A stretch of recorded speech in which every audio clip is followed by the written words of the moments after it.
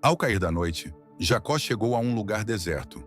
Exausto e sem ter onde repousar, pegou uma pedra para usar como travesseiro e se deitou ali mesmo, sob o céu estrelado. Foi nesse momento, em meio à solidão e incerteza, que algo extraordinário aconteceu. Jacó teve um sonho que mudaria sua vida para sempre. Ele viu uma escada que ia da terra ao céu, com anjos subindo e descendo por ela. No topo da escada, o próprio Deus estava de pé. "Eu sou o Senhor, o Deus de Abraão e o Deus de Isaque", disse Deus. "Eu darei a você e à sua descendência a terra em que você está deitado. Sua descendência será como o pó da terra, e você se espalhará para o oeste, para o leste, para o norte e para o sul. Todas as famílias da terra serão abençoadas por meio de você e de seus descendentes. Eu estou com você e cuidarei de você onde quer que vá. Eu o trarei de volta a esta terra e cumprirei o que prometi." Jacó acordou assustado, mas maravilhado. Ele percebeu que aquele lugar não era comum. Era a própria casa de Deus. Cheio de reverência, ele pegou a pedra que havia usado como travesseiro, ergueu-a como um marco e a ungiu com óleo. "Este lugar será chamado Betel", declarou Jacó, que significa casa de Deus. Antes de continuar sua jornada, Jacó fez um voto: "Se Deus estiver comigo, cuidar de mim nesta viagem e me der comida e roupas para vestir, e se eu voltar em segurança à casa de meu pai, então o Senhor será o meu Deus." Com essa promessa no coração, Jacó seguiu em frente. O caminho para Harã seria longo, cheio de desafios e encontros inesperados. Mas naquele momento, ele sabia que, apesar de seus erros, Deus estava com ele, guiando cada passo e preparando-o para o que estava por vir. Enquanto Jacó seguia seu caminho, deixando para trás tudo o que conhecia, o silêncio da solidão preenchia o ar. A estrada à sua frente era longa e cada passo parecia carregar o peso de suas escolhas. Ele estava fugindo da ira de Esaú, fugindo da casa de seus pais, mas acima de tudo, carregando o peso de um destino que ainda não entendia completamente. Quando o sol começou a se esconder no horizonte, tingindo o céu com tons de laranja e roxo, Jacó percebeu que precisava descansar. Ele estava no meio do nada, um lugar desolado e deserto. Não havia tenda, não havia cama, apenas o chão duro e pedras espalhadas pelo campo. Exausto, ele escolheu uma pedra para usar como travesseiro. Deitou-se e tentou encontrar conforto em meio à incerteza. Naquela noite, enquanto dormia sob as estrelas, algo extraordinário aconteceu.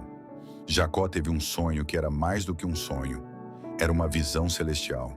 Diante de seus olhos, uma escada enorme surgiu, estendendo-se da terra até o céu. Ela era tão alta que parecia tocar as estrelas. Mas o mais impressionante era o que acontecia nela. Anjos subiam e desciam, indo e vindo em perfeita harmonia, como se estivessem cumprindo ordens divinas. A escada não era apenas um objeto. Ela parecia viva, conectando o mundo dos homens ao reino celestial. No topo da escada estava o próprio Deus, majestoso e cheio de glória. A presença divina encheu Jacó de reverência e temor. Então, Deus falou, e suas palavras ecoaram como trovões suaves que tocavam o coração de Jacó. "Eu sou o Senhor, o Deus de Abraão, seu avô, e o Deus de Isaque, seu pai. A terra sobre a qual você está deitado, eu darei a você e à sua descendência. Sua descendência será tão numerosa quanto o pó da terra, e você se espalhará para o oeste, para o leste, para o norte e para o sul.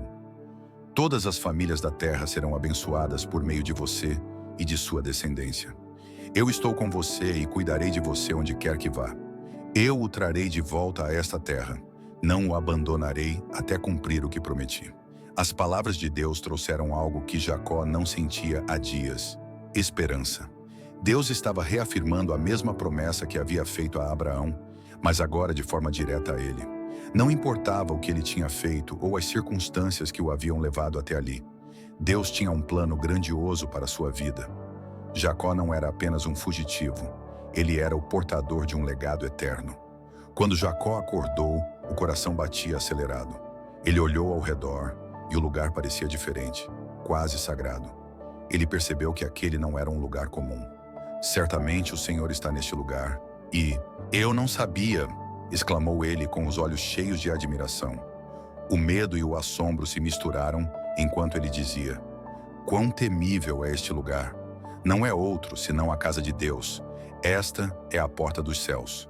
Então Jacó tomou a pedra que havia usado como travesseiro e a ergueu como um marco. Ele a ungiu com óleo, tornando-a um símbolo do encontro que teve com Deus. Ele chamou aquele lugar de Betel, que significa casa de Deus. Ali, Jacó fez um voto solene, um compromisso com o Deus que acabara de se revelar de forma tão poderosa. Se Deus estiver comigo, cuidar de mim nesta jornada que estou fazendo, se me der comida para comer e roupas para vestir, e se eu voltar em segurança à casa de meu pai, então o Senhor será o meu Deus. E esta pedra que ergui como coluna será a casa de Deus, e de tudo o que me deres, eu te darei o dízimo. A partir daquele momento, Jacó não era mais o mesmo. Ele não sabia todos os desafios que ainda enfrentaria em sua jornada até Harã, mas sabia que não estava sozinho. Deus estava com ele, e a promessa que havia sido feita a Abraão e Isaque agora estava sobre ele.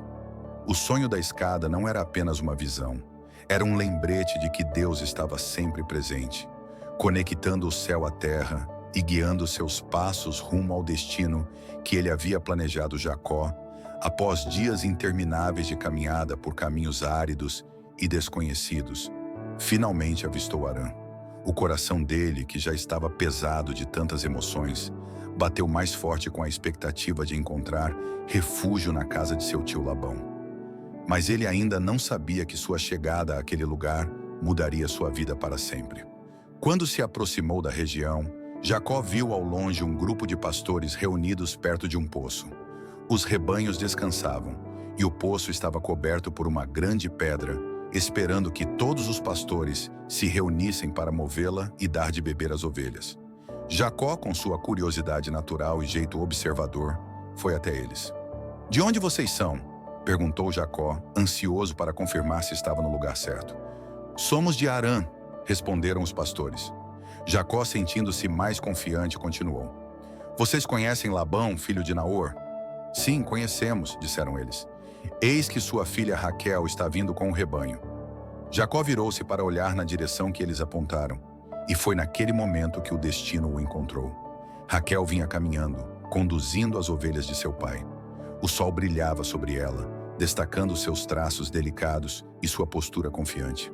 Ela era bela, e sua presença parecia iluminar o lugar. Jacó ficou completamente encantado. Algo nele mudou naquele instante. O cansaço da viagem e as preocupações com o futuro foram momentaneamente esquecidos. Tudo o que ele conseguia ver era Raquel. Quando ela se aproximou do poço, Jacó, tomado por um misto de coragem e emoção, tomou a iniciativa. Ele se aproximou da grande pedra que cobria o poço, um trabalho normalmente feito por vários homens juntos, e, com uma força que parecia vir de dentro, sozinho, moveu a pedra para dar de beber às ovelhas de Raquel. Era como se ele quisesse, com aquele gesto, mostrar o quanto estava disposto a fazer por ela. Depois de ajudar com o rebanho, Jacó se apresentou. "Eu sou Jacó, filho de Rebeca, sua tia. Vim em busca de meu tio Labão." A surpresa e a alegria de Raquel foram instantâneas. Sem pensar duas vezes, ela correu para contar a notícia a seu pai. Labão, ao ouvir que seu sobrinho havia chegado, correu para encontrá-lo. Ele o abraçou calorosamente e o levou para sua casa, onde Jacó contou tudo o que havia acontecido. Sua fuga de Canaã, o sonho no caminho e sua jornada até ali. Labão, ao ouvir tudo, decidiu acolhê-lo como parte da família. Enquanto os dias passavam, Jacó não conseguia tirar Raquel da cabeça. Cada vez que a via cuidando das ovelhas, seu coração disparava. Ele sabia que queria casar-se com ela, mas não tinha nada para oferecer como dote, como era o costume da época. Então, um dia, ele reuniu coragem e foi até Labão. "Eu trabalho para você durante 7 anos em troca da mão de Raquel", disse Jacó com firmeza. Labão, conhecendo o valor do trabalho duro de Jacó, concordou. "É melhor que eu a dê a você do que a outro homem. Fique comigo." E assim começou o período mais longo e ao mesmo tempo mais rápido da vida de Jacó. Os 7 anos que ele trabalhou por Raquel passaram como poucos dias porque ele a amava. Cada amanhecer era uma oportunidade de vê-la.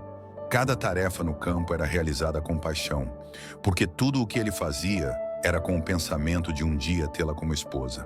Mas o amor de Jacó por Raquel era apenas o começo de uma história cheia de desafios, sacrifícios e reviravoltas que testariam sua paciência, sua fé e seu coração.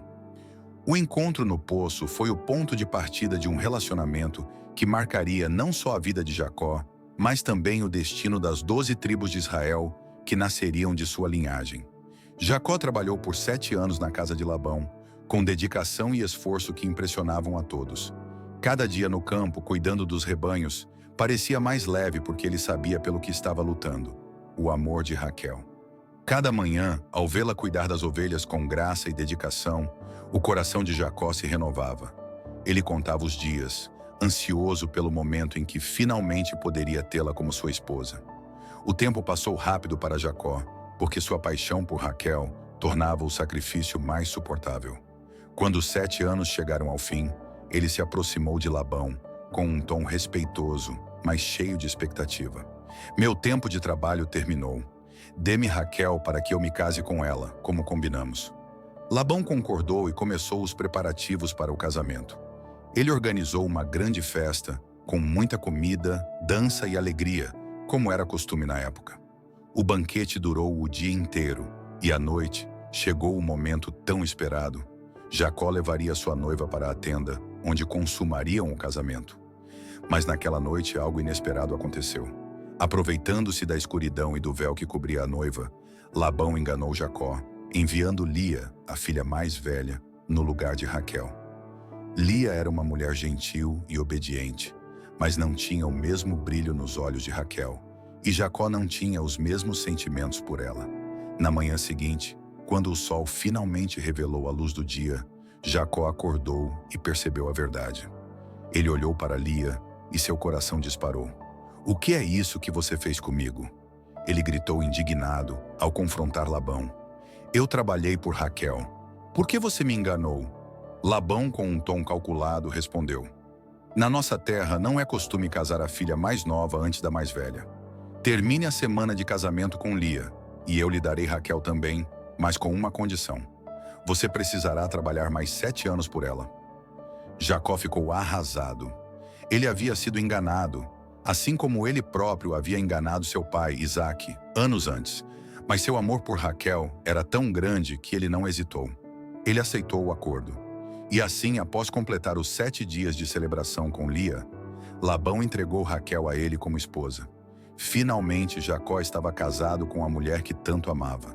Mas a situação não era simples. Jacó agora tinha 2 esposas, e isso trouxe consigo uma série de conflitos. Lia, apesar de ter sido dada a ele contra sua vontade, amava Jacó e esperava conquistar seu coração. Raquel, por outro lado, era a verdadeira paixão de Jacó, mas isso criava um clima de competição entre as irmãs. Os próximos 7 anos de trabalho foram novamente intensos, mas Jacó os enfrentou com a mesma determinação. Ele suportou as dificuldades e as tensões familiares, porque sabia que, no final, estava construindo o futuro prometido por Deus. Cada dia no campo era mais um passo em direção ao cumprimento de sua missão e ao fortalecimento de sua família. Essa fase da vida de Jacó não foi apenas uma história de amor e sacrifício. Foi também uma lição sobre paciência, perseverança e a capacidade de enfrentar as consequências de seus próprios erros. Ele colheu o que plantou, mas também aprendeu que, mesmo nas situações mais difíceis, Deus estava com ele, moldando seu caráter e preparando-o para algo maior. Jacó, agora casado com Lia e Raquel, vivia uma rotina marcada por amor, trabalho e muitos desafios. Mas dentro de casa, sua vida era uma mistura de alegrias e conflitos constantes. Lia, a esposa que ele não escolheu, desejava profundamente o amor de Jacó, mas sabia que seu coração pertencia a Raquel. Raquel, por sua vez, era a mulher amada, mas carregava uma dor que parecia insuportável. Ela não conseguia ter filhos. O tempo passou e Deus viu que Lia era rejeitada no coração de Jacó. Em sua misericórdia, ele abriu o ventre de Lia e ela concebeu um filho. Quando o bebê nasceu, Lia o chamou de Ruben, dizendo: O Senhor viu a minha aflição, agora meu marido me amará. Mas embora ela tivesse esperança de conquistar o coração de Jacó, seu amor ainda era voltado para Raquel. Lia concebeu novamente e deu à luz um segundo filho, a quem chamou de Simeão, dizendo: O Senhor ouviu que sou desprezada e me deu mais este filho. Mas a luta por atenção e carinho continuava. Então veio o terceiro filho e Lia o chamou de Levi, dizendo: Desta vez meu marido se apegará a mim, pois lhe dei 3 filhos. Contudo, mesmo após 3 filhos, Jacó continuava mais inclinado a Raquel, o que aumentava ainda mais o conflito entre as irmãs. Quando Lia deu à luz o quarto filho, ela pareceu encontrar algo diferente em seu coração. Ela o chamou de Judá, dizendo: Desta vez louvarei ao Senhor. Pela primeira vez, Lia desviou seu olhar da busca pelo amor de Jacó e voltou seu coração para Deus. Enquanto isso, Raquel sofria profundamente por não conseguir ter filhos. Sentindo-se frustrada e com ciúmes da irmã, ela foi até Jacó e disse: Dê-me filhos, senão morrerei. Jacó, cansado da tensão entre as duas, respondeu: Estou eu no lugar de Deus que te impediu de ter filhos? Desesperada, Raquel decidiu agir conforme os costumes da época. Ela deu sua serva Bila a Jacó para que ela gerasse filhos em seu lugar. Bila concebeu e deu à luz um filho, que Raquel chamou de Dan, dizendo: Deus me fez justiça e ouviu minha voz. Logo depois, Bila teve outro filho, a quem Raquel chamou de Naftali, declarando: Com grandes lutas lutei com minha irmã e venci. Não querendo ficar atrás, Lia também deu sua serva Zilpa a Jacó. Zilpa concebeu e deu à luz um filho, que Lia chamou de Gade, dizendo: Que sorte! Zilpa ainda teve outro filho, a quem Lia chamou de Aser, declarando: Quão feliz sou! As mulheres dirão que sou abençoada. A disputa entre Lia e Raquel continuava. Lia, que parecia ter deixado de ter filhos, teve outra oportunidade quando Deus ouviu suas orações.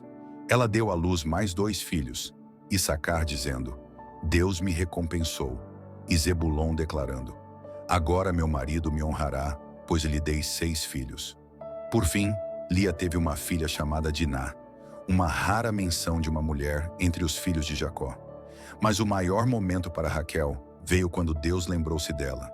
Ele abriu seu ventre e Raquel concebeu. Quando o bebê nasceu, ela o chamou de José, dizendo: Que o Senhor me acrescente outro filho. A alegria de Raquel foi imensa, mas ela ainda desejava ter mais filhos. Cada nascimento nessa família trazia não apenas alegria, mas também rivalidade e tensão. Cada filho representava uma bênção divina e um reflexo das lutas emocionais dentro da casa de Jacó. No entanto, Deus estava cumprindo sua promessa. Esses filhos não eram apenas crianças. Eles formariam as bases das 12 tribos de Israel, um povo escolhido para cumprir o plano divino. Essa complexa dinâmica familiar moldaria não apenas a vida de Jacó, mas também a história de um povo inteiro. Mesmo em meio a conflitos e falhas humanas, a graça e os propósitos de Deus prevaleceram, mostrando que Ele pode usar até os momentos mais difíceis para cumprir seus planos eternos. Os anos passaram e Jacó trabalhou incansavelmente nos campos e rebanhos de Labão. O calor do sol queimava sua pele e o peso do trabalho muitas vezes dobrava suas costas, mas ele não reclamava. Jacó era dedicado, determinado e astuto. Ele sabia que sua sobrevivência e o futuro de sua família dependiam de sua habilidade de prosperar, mesmo sob as condições difíceis impostas por Labão.